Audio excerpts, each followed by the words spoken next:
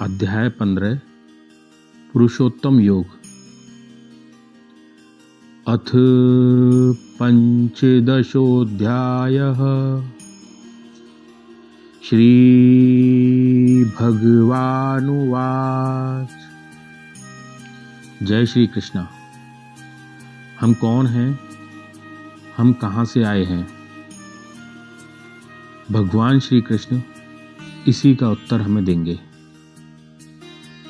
गीता जी में हम सभी को भगवान श्री कृष्ण ने ज्ञान के माध्यम से,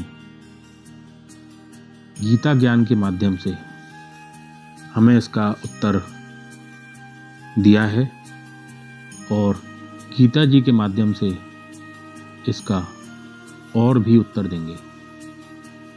श्री कृष्ण कहते हैं कि संसार अविनाशी वृक्ष के समान है।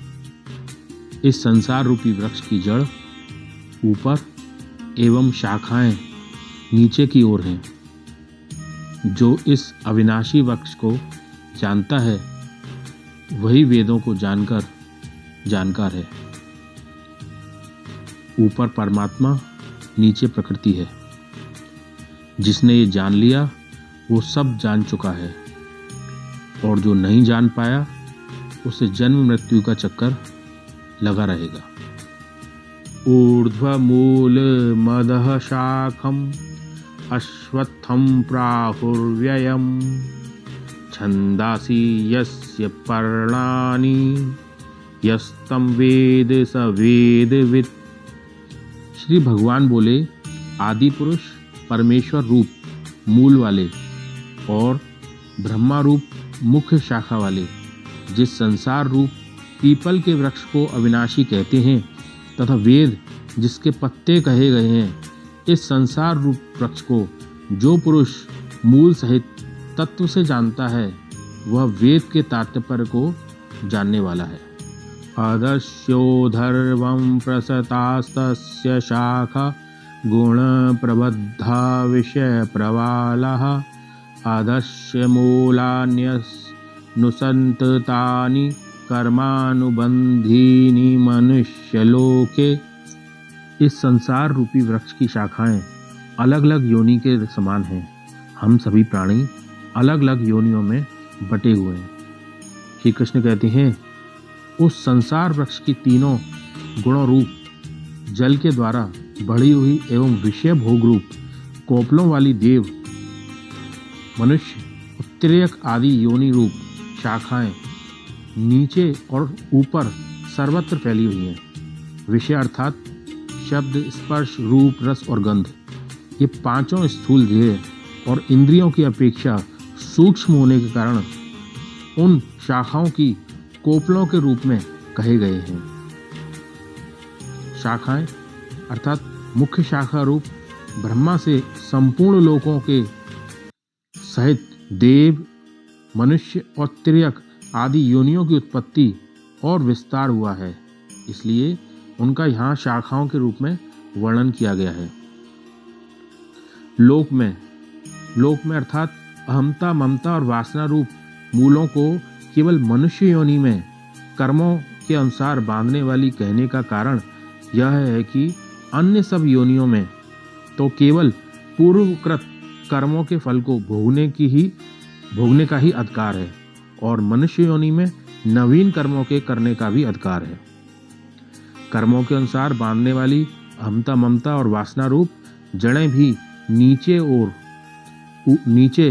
और ऊपर सभी लोकों में व्याप्त हो रही हैं। न रूपमस्यैह तथोपलभ्यते नान्तो न चादिर्न च संप्रतिष्ठा अश्वत्थमेनं सुविरूढमूलमसङ्गशस्त्रेण दृढेन छित्त्वा। इस संसार वृक्ष का स्वरूप जैसा कहा है वैसा यहाँ विचार काल में नहीं पाया जाता है। अर्थात इस संसार का जैसा स्वरूप शास्त्रों में वर्णित किया गया है और जैसा देखा सुना जाता है वैसा तत्वज्ञान होने के पश्चात नहीं पाया जाता। जिस प्रकार आँख खुलने के पश्चात स्वप्न का संसार नहीं पाया जाता, क्योंकि न तो इसका आदि है अर्थात इसका आदि नहीं है। यह कहने का प्रयोजन यह है कि इसकी परंपरा कब से चली आती है इसका कोई पता नहीं, और न ही इसका अंत है अर्थात इसका अंत नहीं है। यह कहने का प्रयोजन यह है कि इसकी परंपरा कब तक चलती रहेगी इसका कोई पता नहीं है, तथा न इसकी अच्छी प्रकार से स्थिति ही है अर्थात इसकी अच्छी प्रकार स्थिति भी नहीं है। यह कहने का प्रयोजन यह है कि वास्तव में यह क्षणभंगुर और नाशवान है। इसलिए यह इस अहमता, ममता और वासना रूप अति दृढ़ मूलों वाले संसार रूप पीपल के वृक्ष की दृढ़ वैराग्य रूप अर्थात ब्रह्मलोक तक के भोग क्षणिक और नाशवान हैं, ऐसा समझकर इस संसार के समस्त विषय भोगों में सत्ता, सुख, प्रीति और रमणीयता का न भासना ही दृढ़ वैराग्य रूप शस्त्र है। ततः पदम तत्परिमार्गे तत्त्वं तस्मिन् गता न निवर्तन्ति भूयः तमेव चाद्यं पुरुषं प्रपद्ये यतः प्रवृत्तिः प्रसिद्धा पुराणी। उसके पश्चात उस परम पद रूप परमेश्वर को भली भांति खोजना चाहिए, जिसमें गए हुए पुरुष फिर लौटकर संसार में नहीं आते, और जिस परमेश्वर से इस पुरातन संसार वृक्ष की प्रवृत्ति विस्तार रूप को प्राप्त हुई है, उसी आदि पुरुष नारायण के मैं शरण हूँ। इस प्रकार दृढ़ निश्चय करके उस परमेश्वर का मनन और निधिध्यासन करना चाहिए। निर्माणे मोहाजिति संग दोषा अध्यात्म नित्या विनिवृत्ति कामः द्वंद्वे विमुक्ता सुख दुख संगे गच्छन्ति मूढ़ः पदम व्ययम तत्। जिसका मान और मोह नष्ट हो गया है, जिन्होंने आसक्ति रूप दोष को जीत लिया है, जिनकी परमात्मा के स्वरूप में नित्य स्थिति है और जिनकी कामनाएं पूर्ण रूप से नष्ट हो गई हैं, वे सुख दुख नामक द्वंद्वों से विमुक्त ज्ञानी जन उस अविनाशी परम पद को प्राप्त होते हैं।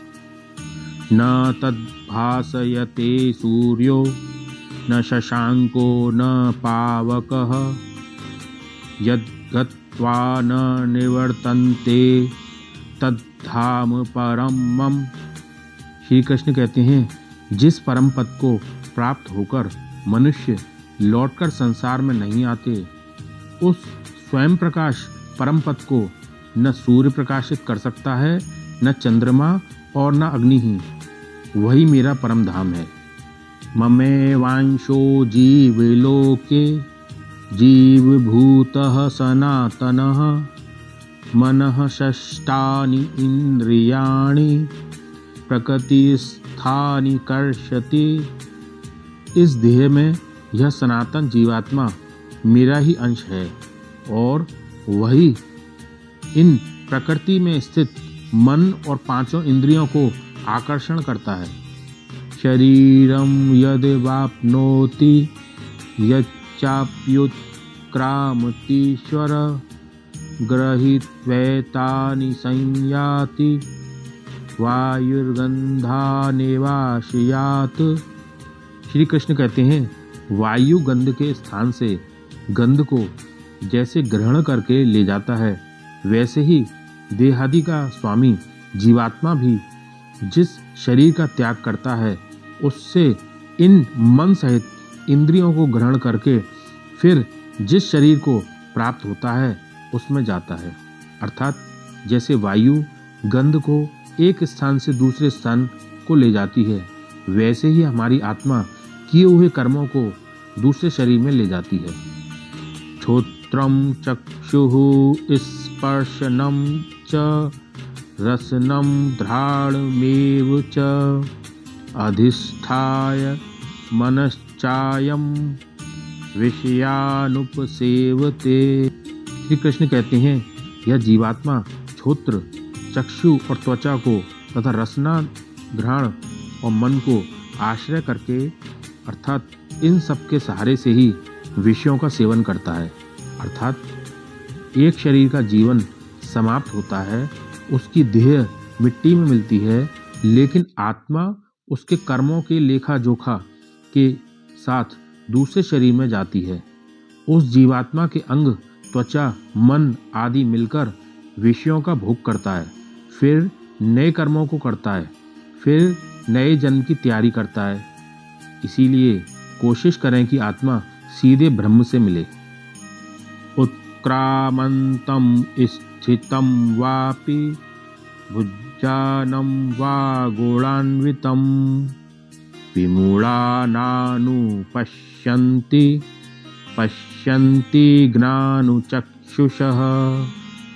शरीर को छोड़कर जाते हुए को अथवा शरीर में स्थित हुए को अथवा विषयों को भोगते हुए को, इस प्रकार तीनों गुणों से युक्त हुए को भी अज्ञानी जन नहीं जानते। केवल ज्ञान रूप नेत्रों वाले विवेकशील ज्ञानी ही तत्व से जानते हैं। अर्थात प्रत्येक जीवात्मा एक शरीर से दूसरे शरीर में पिछले जन्म के संस्कार लेकर आती है, केवल ज्ञानी ही ये जानते हैं। यतन्तो योगिनश्चैनं पश्यन्त्यात्मन् व्यवस्थितं यतन्तोऽप्यकृत्यात्मानो नैनं पश्यन्त्य चेतस। यत्न करने वाले योगी जन भी अपने हृदय में स्थित इस आत्मा को तत्व से जानते हैं, किंतु जिन्होंने अपने अंतःकरण को शुद्ध नहीं किया है, ऐसे अज्ञानी जन तो यत्न करते रहने पर भी इस आत्मा को नहीं जानते। यदादित्यगतं तेजो जगद्भासयतेऽखिलं चन्द्रमसि यच्चाग्नो तत्तेजो विद्धि मामकम्। श्री कृष्ण कहते हैं, सूर्य में स्थित जो तेज संपूर्ण जगत को प्रकाशित करता है तथा जो तेज चंद्रमा में है और जो अग्नि में, उसको तू मेरा ही तेज मान। गामाविश्य च भूतानि धारयाम्यहमोजसा पुष्णामि चौषधी सर्वः सोमो भूत्वा रसात्मकः। और मैं ही पृथ्वी में प्रवेश करके अपनी शक्ति से सब भूतों को धारण करता हूँ और रस स्वरूप अर्थात अमृत में चंद्रमा होकर संपूर्ण औषधियों को अर्थात वनस्पतियों को पुष्ट करता हूँ। अहम वैश्वानरो भूत्वा प्राणिनाम देहमाश्रितः प्राणापान समायुक्तः पचाम्यन्नं चतुर्विधम। श्री कृष्ण कहते हैं, मैं ही सब प्राणियों के शरीर में स्थित रहने वाला प्राण और अपान से संयुक्त वैश्वानर अग्नि रूप होकर 4 प्रकार के अन्न को पचाता हूँ। अर्थात 4 प्रकार के अन्न भक्ष्य, भोज्य, लेह और चोष्य, ऐसे 4 प्रकार के अन्न होते हैं।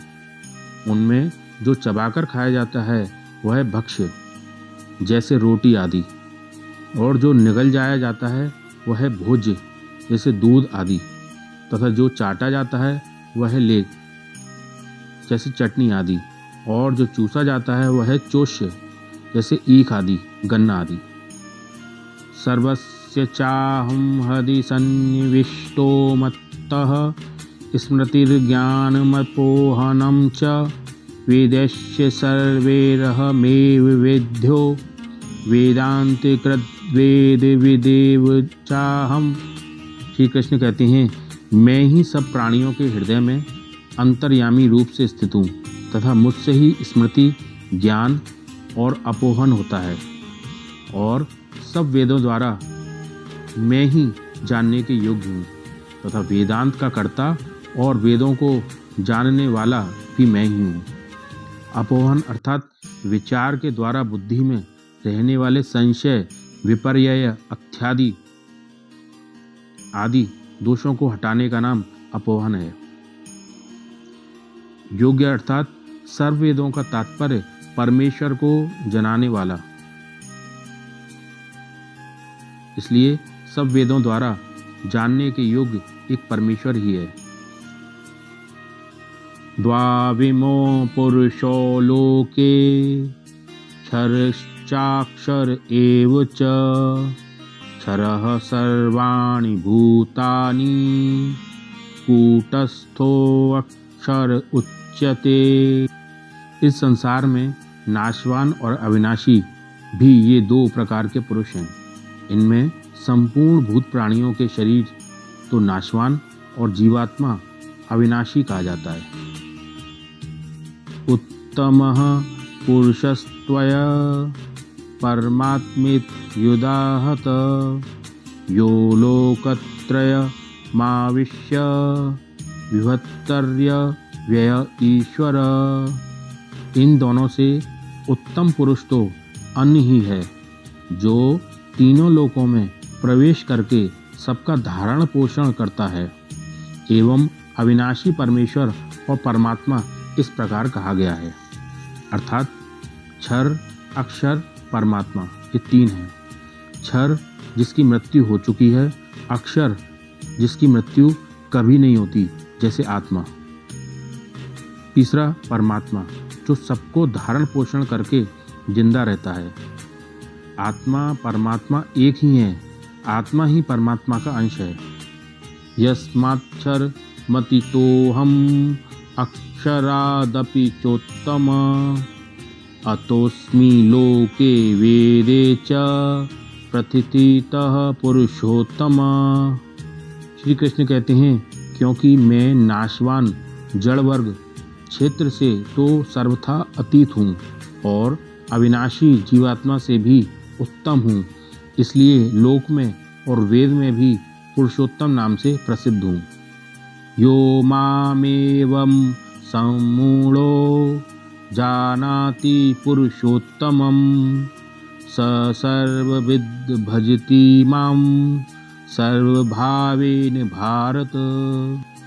हे भारत, जो ज्ञानी पुरुष मुझको इस प्रकार तत्व से पुरुषोत्तम जानता है, वह सर्वज्ञ पुरुष सब प्रकार से निरंतर मुझ वासुदेव परमेश्वर को ही भजता है। इति गुह्यतमं शास्त्रम् इद मुक्तं मया नघ एतद्बुद्ध्वा बुद्धिमानश्च कृतकृतश्च भारत। श्री कृष्ण कहते हैं, हे निष्पाप अर्जुन, इस प्रकार यह अति रहस्यमय युक्त गोपनीय शास्त्र मेरे द्वारा कहा गया। इसको तत्व से जानकर मनुष्य ज्ञानवान और कृतार्थ हो जाता है।